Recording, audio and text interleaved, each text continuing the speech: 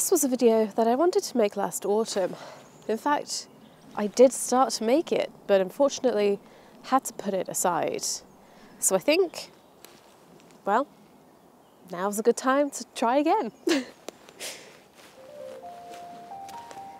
Many of you have followed my macro journey over the past couple of years, and as my skills have grown, so has my style.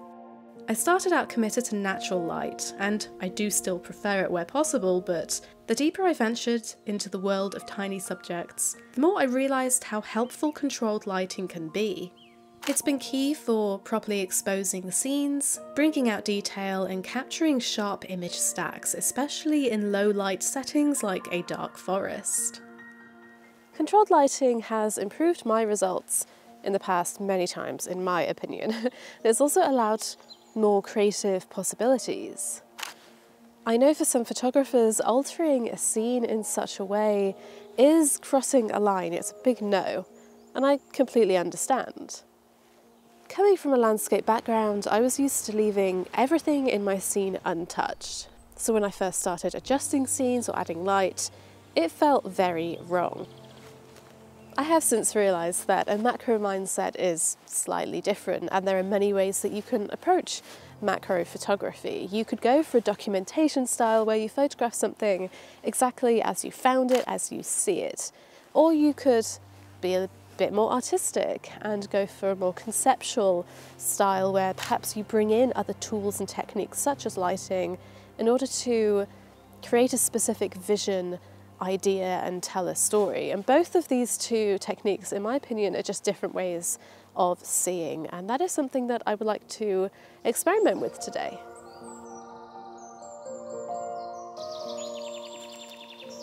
There's so much on the forest floor that I could work with. I'm noticing in particular a lot of bracken fern unravelling, and what I love about it is that they never grow in exactly the same way.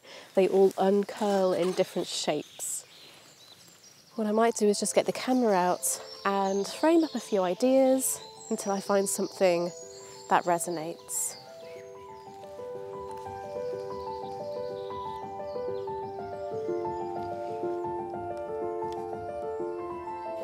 So I've settled on this young bracken fern that's freshly out of the ground. It's still uncurling, and I like the sort of shy emotion that it's giving off. It's not quite tall enough, it's not quite ready, mature enough to stand tall and sort of open all the way up. We've got this mossy branch in the background which is separating our subject from all of these messy leaves beyond and isolates it. What I don't like in the bottom of the image in the foreground, we've got all of this sort of messy soil. And so I'm going to do something that I don't usually do, which is add to my scene. So I'm going to utilise all of the spare bits of loose moss that are around the forest floor and place them in the foreground, the bottom of my image, to create another sort of line of separation. As I said, this is not something I usually do.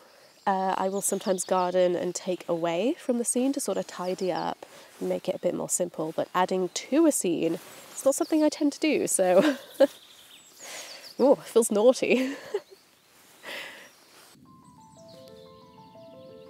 I started off by focus bracketing a natural light image. I did also try to use a reflector to bounce some natural light onto the subject just to see if it stood out a little more, but the difference was extremely subtle.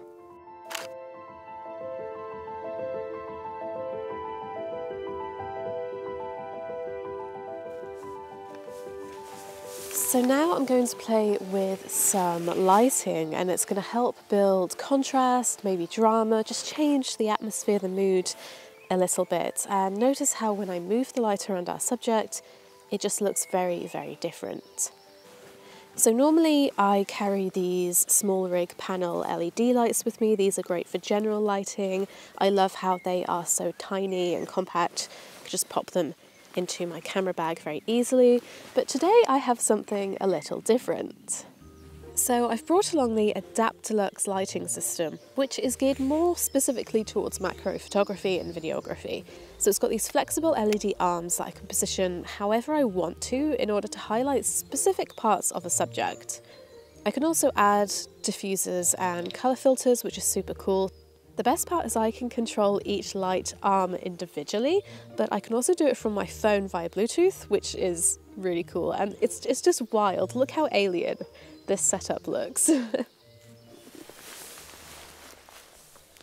I don't really have a specific plan for this. I'm just going to experiment by moving the lights around, and I think I'll start off with one or two and then just build up from there and see how creative we can get.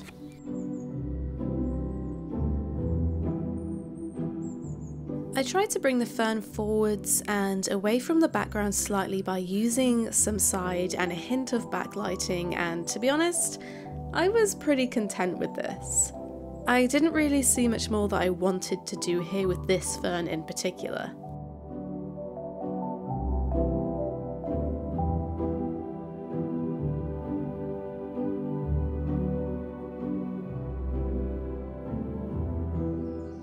Otherwise, I decided to go and find a subject that would inspire me to play around more and get creative. I've noticed these really old bits of what were sort of candlestick fungus. They've gone all black and shriveled, but I quite like the shape of this one in particular.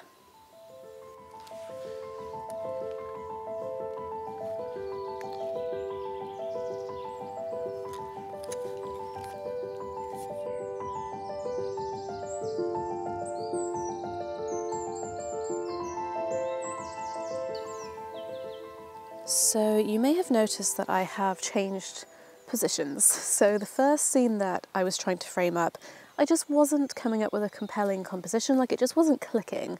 And so after a while I decided just to sort of leave that and find something else. And not too far away I have found a very similar scene, these two blackened funguses, and I'm much more confident about this scene.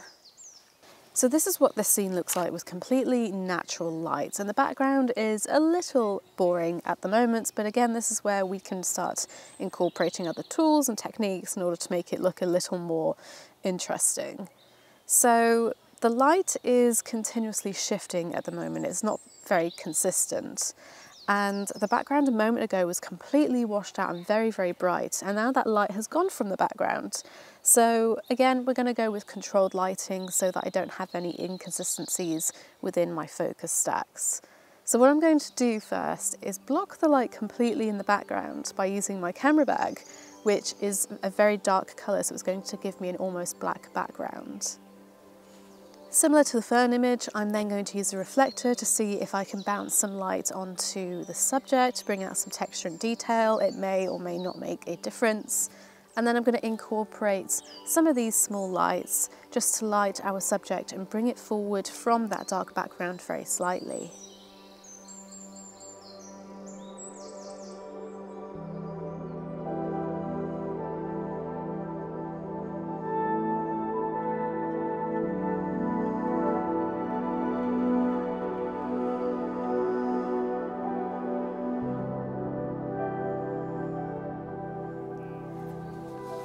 I like this so far, but that background is still bothering me a little bit. I feel like I need to add something to it. Now, I love in macro photography where you can get a low angle looking up slightly and you get that beautiful light coming through the trees in the background, and it gives you this really dreamy, ethereal look. I have some foil here. I'm just going to place a couple of bits right in the background and then use my panel light to shine some light on it and see if we can get some of those dreamy bokeh rings in the background. Now, I've used foil before as a reflector. If you don't have a reflector, foil does a good job, but I've never popped it in the background of an image like this. And actually, it does the job.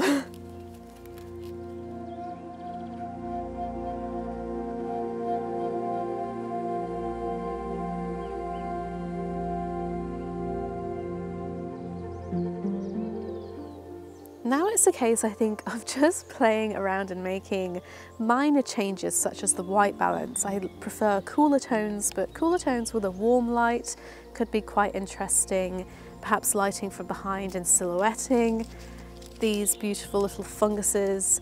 Just making these tiny, tiny changes, just getting creative and having some fun with it. So I'll pop the images that I take on screen next for you to take a look at.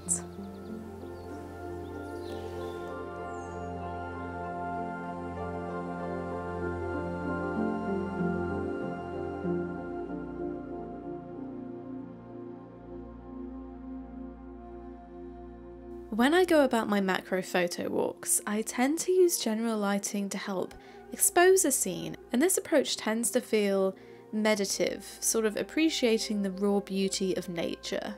However, sitting with a scene like this feels transformative, more playful, and even if I don't like every result, it was enjoyable and has offered inspiration for future experimentation.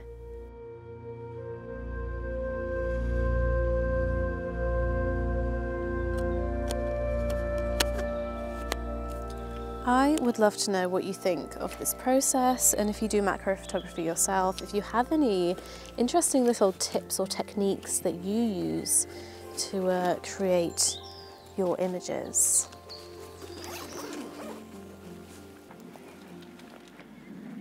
Every time I want to speak, like 5 airplanes go. I'm still holding lights, don't ask. I don't know why I'm holding them either. I wanted to see if I could get them behind me, like little antenna, but I can't seem to sort of hook them into my t-shirt, my jacket, and get them to stay, so I'll work on it next time. Thought we'd have a little alien dance, you see. Where am I going? Anyway, this is what I'm up to next time. Bluebells, and you've guessed it, more bluebells. Thanks for watching, and I'll see you there.